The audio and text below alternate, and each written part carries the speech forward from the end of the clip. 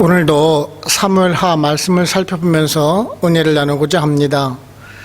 지난주에는 압살롬이 헤브론에서 반역을 하게 되고 민심이 압살롬에게 향하고 있다는 것을 알고는 다윗이 도피길에 오르는 모습을 우리가 살펴보았습니다. 오늘은 다윗이 이 도피길에 오르는 도중에 두 사람을 만나게 됩니다. 한 사람은 사울의 손자이자 그 요나단의 아들 그 무비보셋을 시중을 들던 그 시바를 만나서 융숭한 대접을 받게 됩니다. 사실 그 시바는 자신의 주인이었던 그 무비보셋을 배신을 하고 그의 재산을 가로챌 욕심을 가지고 있었습니다. 그러나 다윗은 이러한 그 시바의 그 속내를 모르고 그 무비보셋의 그 재산을 시바에게 주는 잘못을 하게 됩니다. 그리고 또 한 사람은 그 베냐민 지파의 사람 시므이라는 사람입니다. 이 시므이는 그 도피길에 오르는 그 다윗을 향하여 저주를 퍼붓고 있습니다. 이제 실권을 잃은 그 다윗에게 저주와 함께 모욕적인 언사를 서슴지 않고 있습니다. 그런데 다윗은 이러한 수모를 겪으면서도 자신의 힘이나 권력으로 갚으려 하지를 않았습니다. 오히려 자신의 범죄에 대한 그 하나님의 심판으로 알고요, 감내하며 인내하는 성숙한 신앙인의 모습을 보여주고 있습니다.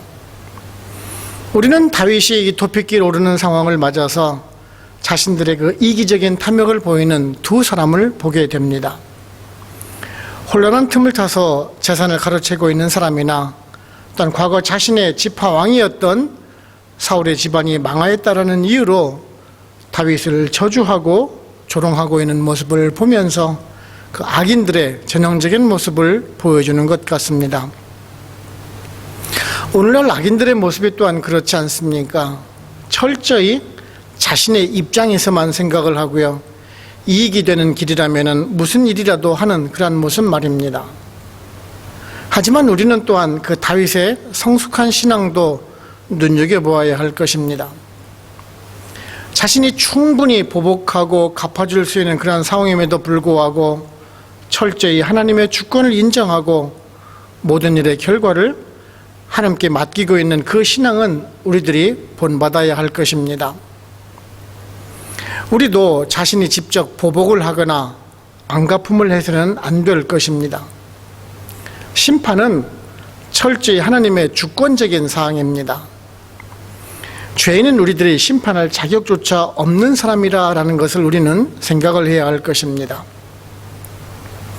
오늘은 다윗이 이 도피길에 오르는 두 사람을 만나는 모습을 살펴보면서 우리들에게 어떤 은혜를 주는지 한번 알아보도록 해보겠습니다. 첫째는요, 악인은 늘 그 선의를 가장하여서 접근을 해오게 되는 모습을 보실 수가 있습니다. 1절을 보시면은 다윗이 마루턱을 조금 지나니 무비보셋의 종 시바가 안장 지은 두 나귀의 떡 200개와 건포도 100송이와 여름과일 100개와 포도주 한 가죽 부대를 싣고 다윗을 맞는지라 라고 말씀을 하고 있습니다. 이제 다윗이 그 예루살렘 성을 떠나서 이제 기드론 시내를 거쳐서 이제 감람산으로 방향을 잡았습니다. 아마도 이제 동쪽 방향 쪽으로 피신길을 잡은 것 같습니다. 예루살렘 동쪽은 아래쪽으로 이제 기드론 시내가 흐르고 다시 이제 그 800m에 오르는 감람산이 있습니다. 그러니까 신약 시대에는 그 위에 이제 벳바게가 있고요, 나사로를 살린 그 베다니가 있습니다. 아마도 지금은 그 지역 정도가 아닌가 싶습니다. 그곳에 다다랐을 때 그 시바라는 인물이 나귀 두 마리에다가 많은 식량을 가지고 찾아오게 됩니다. 뭐 떡과 건포도는 아실 것이고 여름 과일이라는 것은 아마도 그 야자수 열매를 가지고 온 듯합니다. 다윗과 그 일행들이 이렇게 산을 좀 넘어오고 있으니 갈등이 심할 것이기 때문에 아주 이 선물은 요긴하였을 것입니다. 더구나 지금 다윗은 그 맨발로 산을 올라왔기 때문에 많이 힘들고 피곤할 것입니다. 또한 급하게 이 피난길에 올라야 했기 때문에 많은 준비를 하지 못하고 올라왔을 것이 분명합니다. 이런 상황 속에서 지금 갈증을 해소하고 그 식량과 함께 다윗을 태우고 갈 그런 나귀를 데리고 왔기 때문에 아주 적절한 선물을 가져왔다라고 할 것입니다.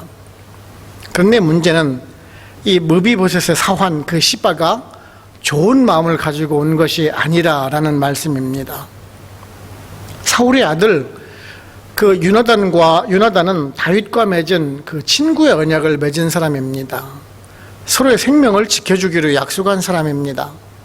그런데 유나단이 죽자 그의 아들이었던 무비보셋을 자신의 아들처럼 사울의 전 재산을 주고 또한 자신과 같이 식사를 할 수 있도록 그런 왕자와 같은 대우를 해주었었습니다.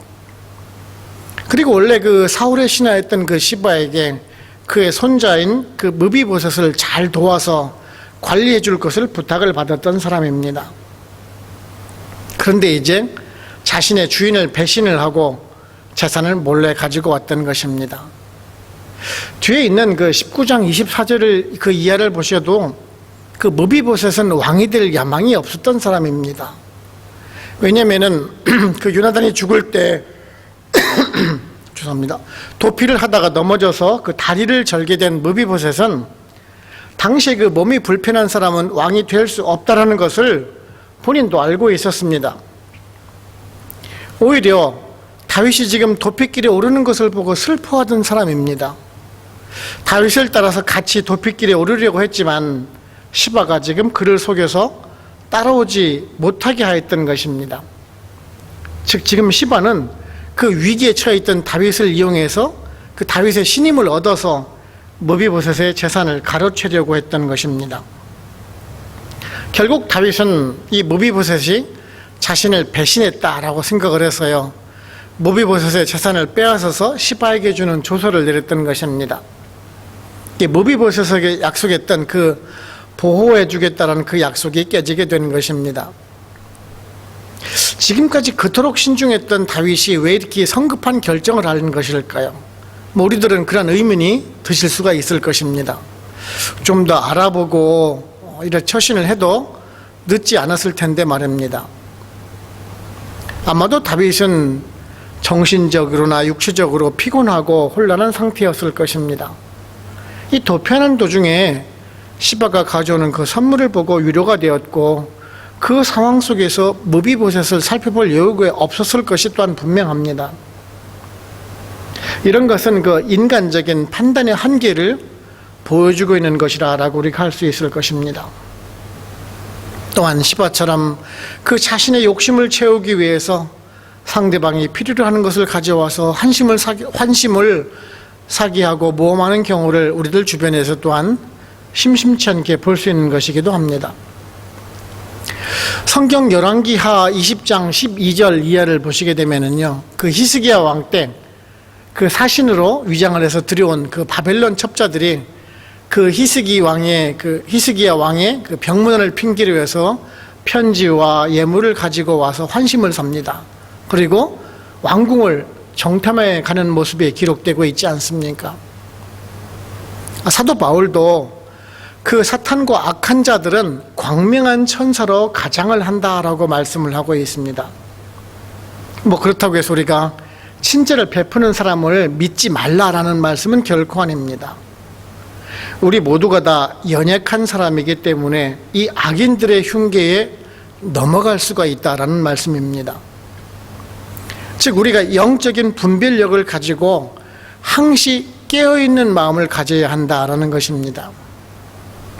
그럴 때 우리는 그 사탄과 악인들의 흉계에 빠지지 않을 수가 있는 것입니다.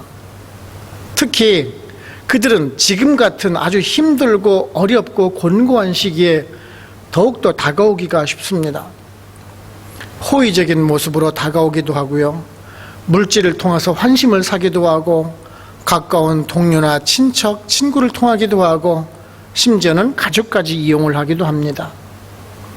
그래서 언제나 통찰력을 가지고 지혜롭게 행동을 해야 할 것입니다. 예레미야 9장 8절에서요, 그들의 혀는 죽이는 화살이라 거짓을 말하며 입으로는 그 이웃에게 평화를 말하나 마음으로는 해를 꾸미는도다 라는 그 말씀 우리 모두 다 명심하시고요, 언제나 그러한 바른 분별력을 가지고 담대히 맞서 나가시는 지혜로운 우리 성도님들 되시기를 바랍니다. 두 번째는 우리 성도는요, 그 판단의 기준이 하나님 그 말씀 중심이어야 합니다. 오늘 말씀 8절을 보시게 되면은 사울의 족속의 모든 피를 여호와께서 내게 돌리셨도다. 그를 이어서 내가 왕이 되었으나 여호와께서 나라를 내 아들 압살롬의 손에 넘기셨도다. 보라, 너는 피를 흘린 자이므로 화를 자초하였느니라 하는지라 라고 말씀하고 있습니다. 이제 다윗이 그 바후림이라는 곳에 왔을 때 또 다른 한 사람을 만나게 됩니다. 바후림은 그 요단 계곡의 그 언덕에 위치한 곳입니다. 베냐민 지파가 거주하던 땅입니다. 지금 만나고 있는 그 시므이의 그 고장일 것입니다. 오늘 말씀 보면 이제 사울의 족속이라고 말씀하고 있는데요. 전에 왕이었던 사울 왕의 그 친족이거나 시족을 말하는 것일 것입니다. 즉 사울의 그 집사람이라는 말씀이겠지요. 다윗이 지금 도피길에 하필이면은 지금 베냐민 지파의 땅을 지나가고 있었던 것입니다. 시므이가 다윗을 통해서 욕설과 지금 저주를 퍼붓고 있습니다. 시므이는 다윗을 향하여 살인자라고 비난을 하고 있습니다. 베냐민 지파 사람들은 사울을 죽인 사람이 다윗이라고 생각을 하고 있었던 것입니다. 사울이 베냐민 지파 사람이었기 때문에 지금 시므이가 하는 말은 그 베냐민 지파 사람들의 모든 사람들의 생각이라고 우리가 할 수가 있을 것입니다. 정말 유다 그 이스라엘 백성들 그 12지파 중에서 가장 작은 지파에서 지금 왕이 나왔고 40년 동안 왕으로 있었는데 그 사울 왕이요, 유다 지파에 의해서 지금 사울 왕이 지금 다윗에 의해서 찬탈이 된 거라고 생각을 했기 때문에 그렇습니다. 이런 시므이나 베냐민 지파의 사람들은 지금 단순히 그 다윗 왕의 잘못이나 흉을 보기 위한 것이 아님을 보게 됩니다. 단지 자신들의 그 지역적인 감정으로 다윗에게 비난을 보내고 있다는 것을 보게 됩니다. 사실 다윗은 베냐민 지파의 사람들에게 안갚음을 하거나 부당하게 차별을 해서 베냐민 지파를 다스린 적이 없었습니다. 그리고 모든 지파의 그 환대 속에서 왕이 되었고 바른 정치를 한 사람이 곧 다윗입니다. 그런데 지금 그 시므이와 베냐민 지파의 사람들은요, 단지 자신들의 지파 왕이었던 사울 왕이 폐위가 되고 그의 가족이 죽은 것이 모두 다 다윗 때문에 그런 것이다 라고 생각을 하고 있다는 점입니다. 다윗은 사실 사울 왕을 죽일 수 있는 기회가 2번이나 있었음에도 불구하고 죽이지 않았습니다.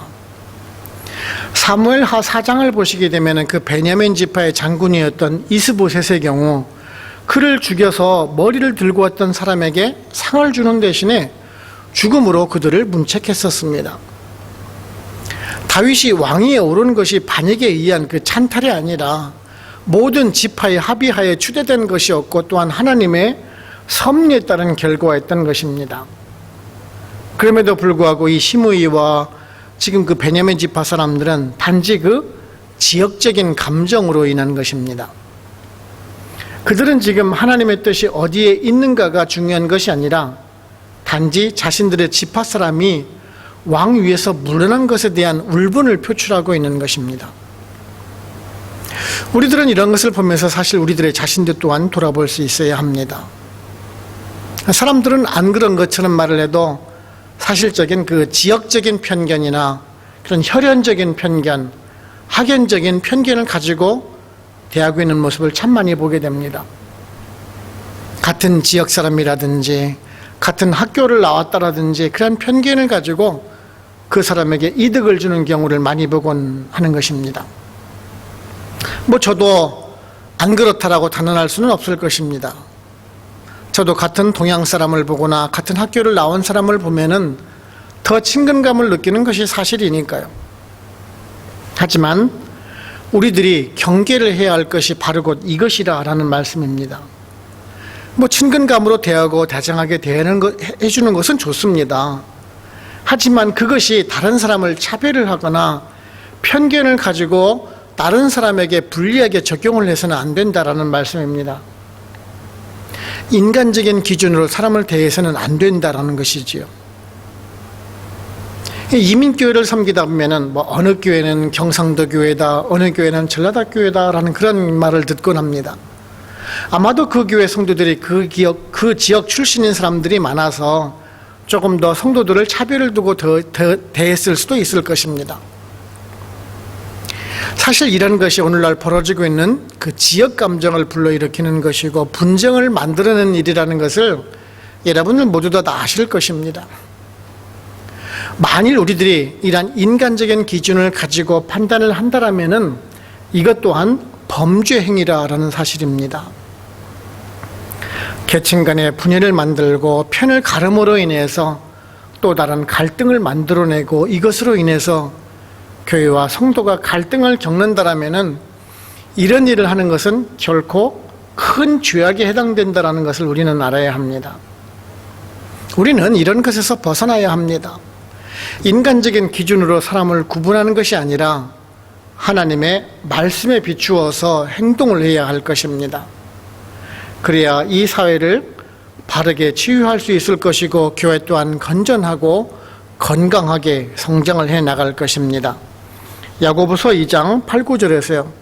너희가 만일 성경에 기록된 대로 내 이웃 사랑하기를 내 몸과 같이 하라 하신 최고의 법을 지키면 잘하는 것이러니와 만일 너희가 사람을 차별하여 대하면 죄를 짓는 것이니 율법이 너희를 범법자로 정죄하리라 라는 그 말씀 우리 모두 다 기억하시고요. 언제나 인간적인 그런 편견을 버리시고 오직 하나님의 말씀에 비추어서 행동하심으로 인해서 그 편견과 오해로 점철된 이 시대 속에서 하나님의 백성으로만 살아가실 수 있는 여러분들 되시기를 바랍니다. 세 번째, 우리 성도는요, 어떠한 상황에서도 하나님의 뜻을 살필 수가 있어야 합니다. 오늘 말씀 11절을 보시면은 또 다윗이 아비새와 모든 신하들에게 이르되 내 몸에서 난 아들도 내 생명을 해하려 하거든 하물며 이 베냐민 사람이랴 여호와께서 그에게 명령하신 것이니 그가 저주하게 버려두라 라고 말씀을 하고 있습니다.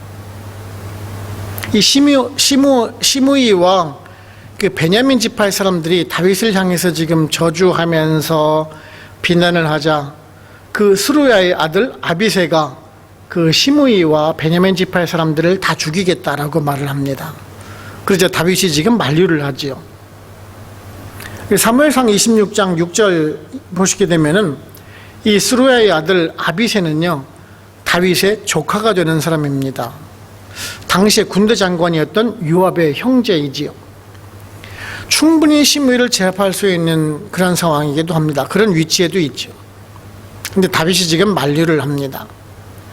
자신의 아들 그 압살롬이 반역을 해서 자신을 죽이려고 하는데 베냐민 지파인 그들이 다윗 자신을 비난하는 것은 당연하다라는 말을 하고 있습니다. 충분히 그럴 수 있다라고 말입니다.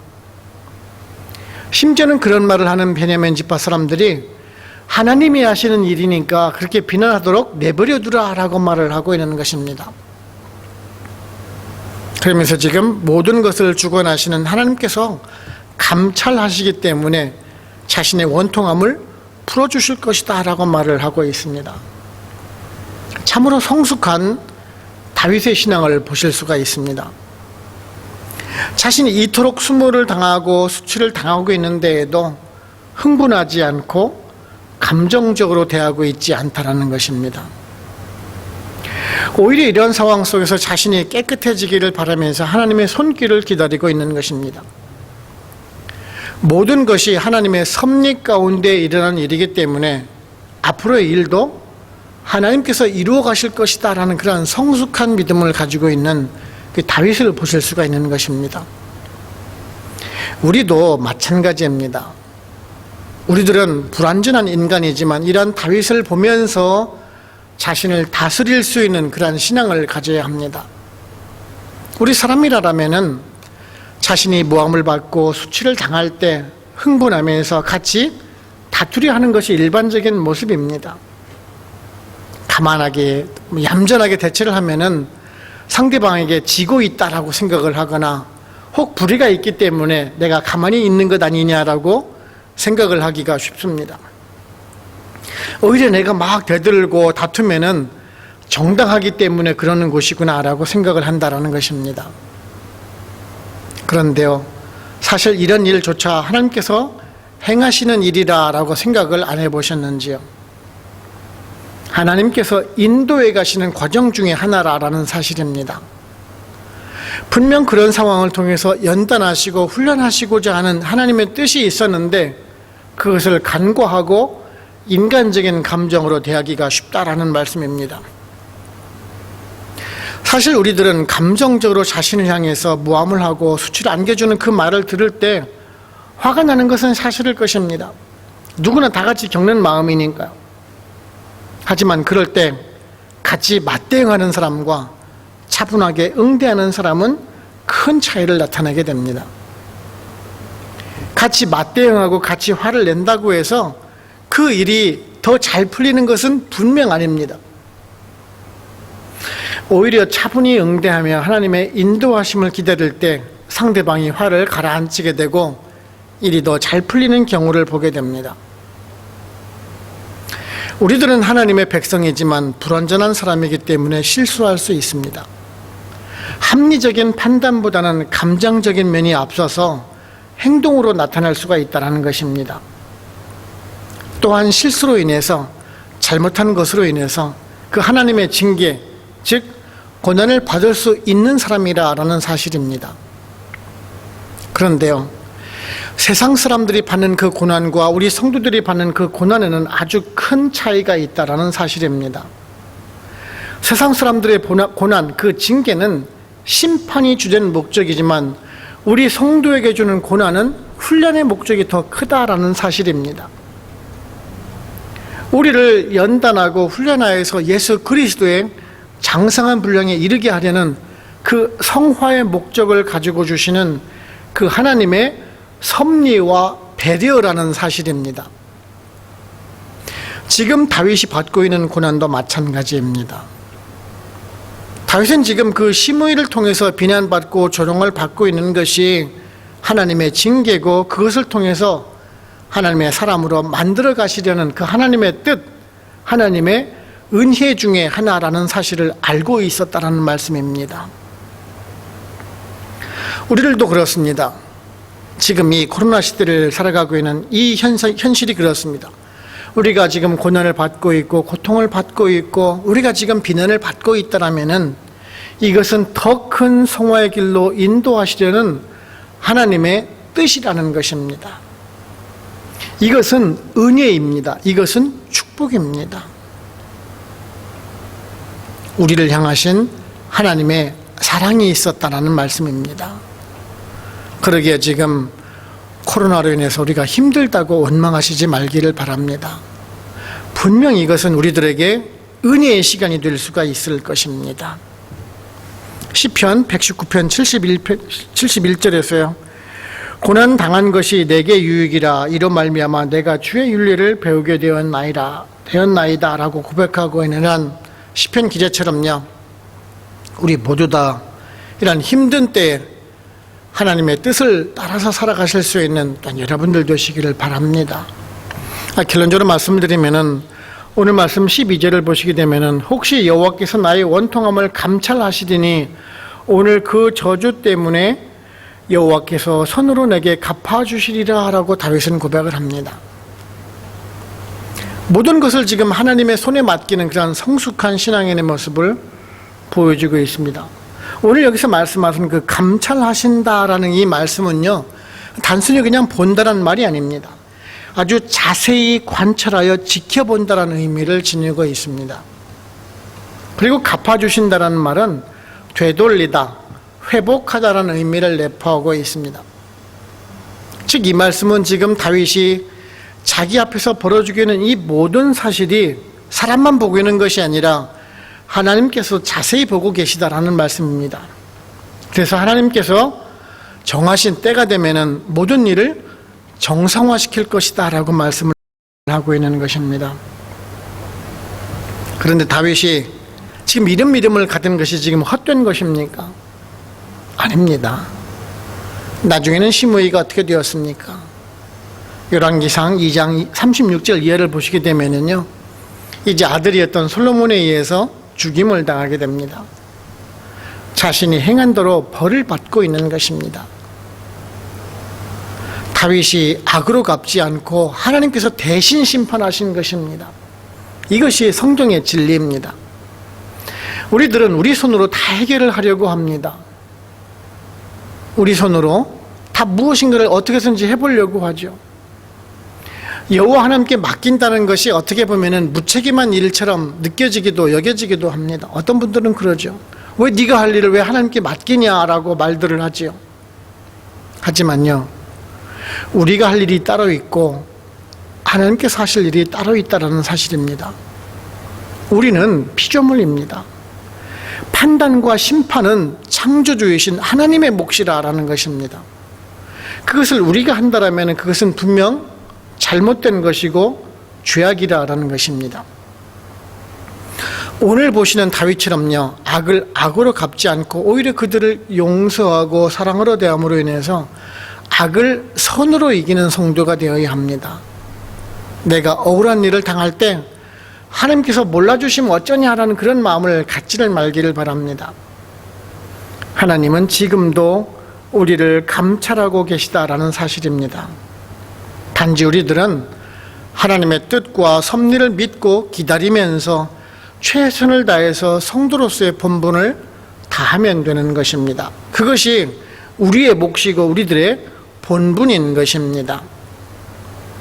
부디 우리 연합교회 성도님들은 오늘 보시는 그런 다윗을 보시면서 항상 악을 악으로 갚지 않고 오히려 선으로 갚으심으로 인해서 종국에는 진정한 승리를 거두시고 하나님부터 내려오는 그러한 신령한 복과 은혜를 다 받아서 누리실 수 있는 귀하가 복된 우리 연합교회 성도님들 모두 다 되시기를 주님의 이름으로 축원합니다. 아멘. 기도하겠습니다. 하나님 아버지 감사합니다. 다윗의 그 아들 압살롬의 반역을 피해서 도피하는 도중에 자신의 주인을 배신하고 선물로 위장을 하던 그 시바와 또한 다윗을 향해서 비난하고 모욕을 주던 그 시므이를 향해서 또한 온유함으로 대하고 있는 다윗을 보면서 우리들 은혜를 받습니다. 때로 우리들은 자신에게 향하는 그 비난이나 무고한 일에 대해서 일부러 우리가 과민 반응하고 그것이 정의로운 모습이라고 우리가 생각을 하고 살아가고 있는 모습은 아닌지요. 또한 우리가 시바처럼 달콤한 유혹으로 다가오는 것을 보지 못하고 함정에 빠지는 우리들이 혹 아닌지요. 이 시간 우리가 다윗의 모습을 보면서 절대적인 하나님의 주권과 섭리를 믿으면서 악으로 갚지 않고 선으로 대하는 모습을 보면서 성숙한 신앙인의 모습을 보게 됩니다. 이런 모습이 사실 우리들의 신앙의 품위와 품격, 그 인격을 보여주는 것이 아니겠습니까? 우리들이 하나님의 백성으로 살아가면서 자신을 드러내려고 하고 악을 응징하는 것이 정의를 실현하는 길이라 우리들 입으로 외치지만은 실상은 자신의 의를 드러내려는 그 마음이 아니었나 우리가 반성을 하면서 이제 우리들도 신앙의 그 품격을 높이기를 원합니다. 늘 하나님의 뜻과 섭리에 순응하면서 또한 겸양하고 온유한 마음으로 하나님의 뜻하신 바를 따라감으로 인해서 이웃에게는 칭찬을 받으며 하나님께는 영광을 돌려드리는 거룩하고 복된 우리 연합교회 모든 성도님들 다 될 수 있도록 성령님 인도하여 주시옵소서. 오늘도 말씀으로 저희들에게 깨달음을 주심을 감사하옵고 우리를 주에서 구원하신 예수 그리스도의 이름으로 감사하며 기도하옵나이다. 아멘. 축드림 마칩니다. 지금은 우리를 죄에서 구원하시는 예수 그리스도의 은혜와 하나님 아버지의 크고 크신 사랑하심과 성령님의 인도하시고 역사하시고 우리와 같이 교통하심이 파라과이 한인연합교회 모든 성도님들과 그들의 가정과 직장, 사업체 그리고 선교지와 연합교회 위에 지금으로부터 영원토록 함께 합시기를 간절히 축원하옵나이다. 아멘.